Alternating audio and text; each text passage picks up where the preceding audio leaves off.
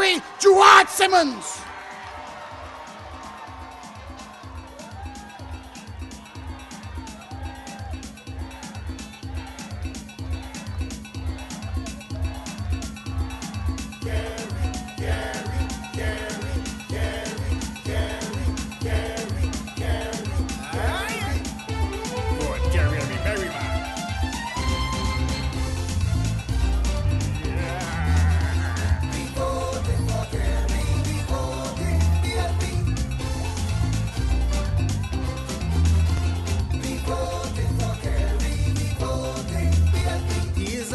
For the people in St. James Central, we voted Kerri. Sing the song. We do love Kerri. Pleasant good evening to you, ladies and gentlemen. Y'all behaving bad already tonight.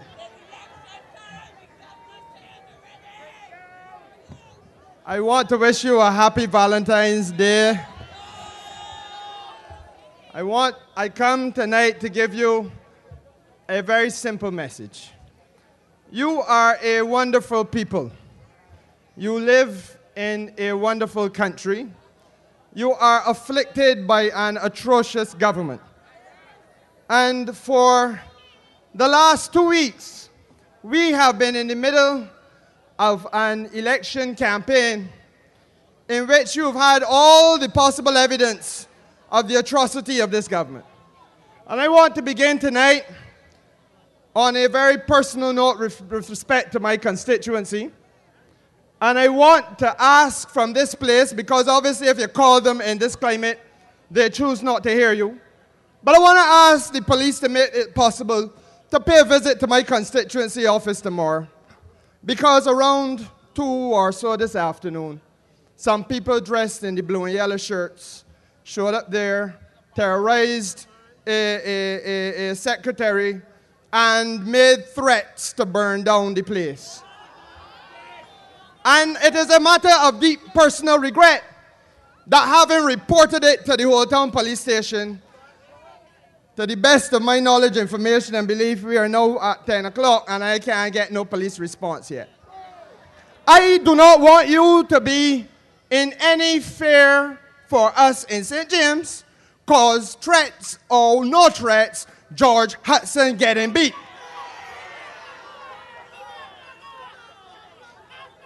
But that is symptomatic of what else is taking place across the country.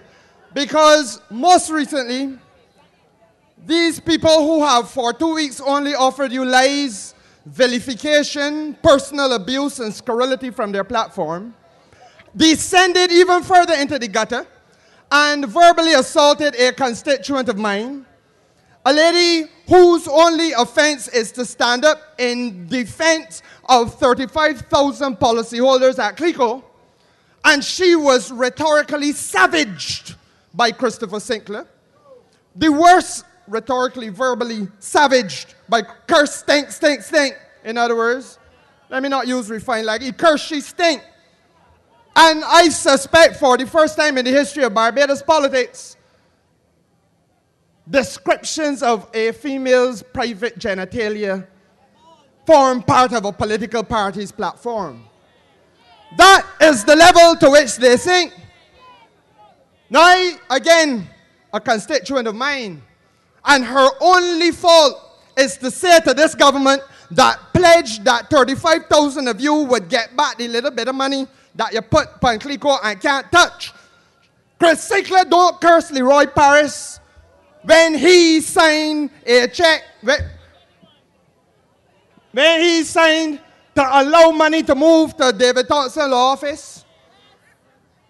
Chris Sinclair ain't cursed Mara Thompson when she was to all information, all the best of our information, knowledge, and belief, the office manager at Thompson Law Office when money left there to go back to Paris.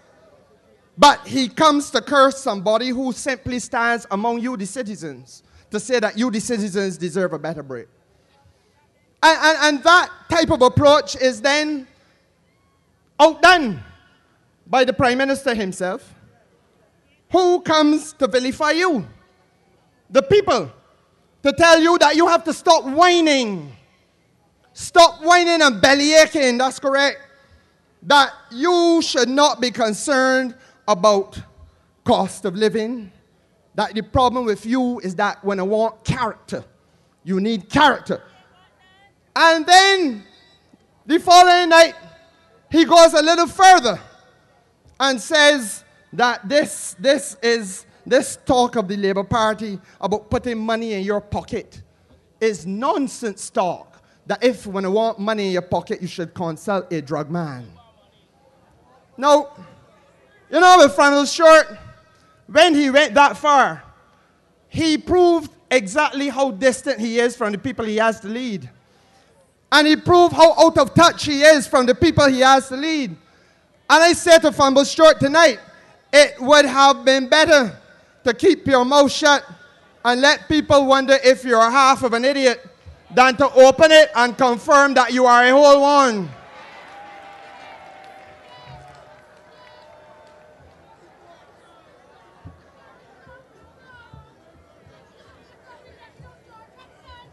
But I want to say to you as well, I want to say to you as well, that we have in this election some serious things to talk about. Because it goes beyond just that behavior, but it goes into the ineptitude of the government itself. And may I also say the indifference of the government itself. And I want to make it very clear. This manifesto that we are presenting to you tonight stands as a philosophical commitment of the Barbados Labour Party to the ideal that this economy can be stimulated by giving you a little relief and by putting money back into your pockets. It is a legitimate expectation and ambition of the people of Barbados. Because if you want to look at any contractor who was robbed of opportunity for 5 years by this government, who was denied even a mason job, even a carpenter's job, even a plumber's job, when they built a 1,000 house complex up at Coverley. You will understand that all of those people have a legitimate ambition to have a little money in their pocket. It is a legitimate ambition of every public servant in Barbados tonight who since 2008 has not seen a cent by way of wage increase. It is a legitimate ambition for those people to have a desire to have money in their pocket. It is also, Fumble Short, it is also a demonstration of character for all the people in Barbados tonight to have not only put up with Fumble Short, but have put up with him for 5 years, during which time 35,000 Barbadians were deprived of $620 million that they invested in CLICO. Promise after broken promise to help them. It is a demonstration of the people's character, Fumble Short. When you look at a society in which 16,000 and more have become unemployed and have peacefully waited only for election day so that once again they can pay their mortgages, send children to school, make investments, and get health care. And the ignorance of the Democratic Labour Party and the asinine commentary coming from its platform must be ignored. And I beg you, let us turn to serious things. Let us reflect on the commitment in this manifesto to give you tax relief that is urgently needed for a number of reasons. And I want you to understand that it has been the Barbados Labour Party's way to help advance the aspirations of you, the people, by way of intervening so as to ensure that you get a little money in your pocket. We on the West Coast know it well, and I see some here. Over 200 on the West Coast in 2005 and 6 received tax incentives to take their homes and to build out the home so that you have an apartment to put into the tourism rental pool. And tonight, many of them are able to withstand this onslaught of a recession because of the fact that they have the extra room or rooms to rent out. There has been in Barbados the development of St. Lawrence Gap, the development of Spikestown, the development of Baxter's Road, the transformation of key areas in this country into areas of commercial activity for Barbadian people to make money by way of a special incentives regime built by the Barbados Labour Party. Tax relief and interventions to put money in people's pockets is a matter of historical record in Barbados, done by the Barbados Labour Party, and it has worked. And my friends, we will make it work again. And you need to understand that that is what this economy largely is.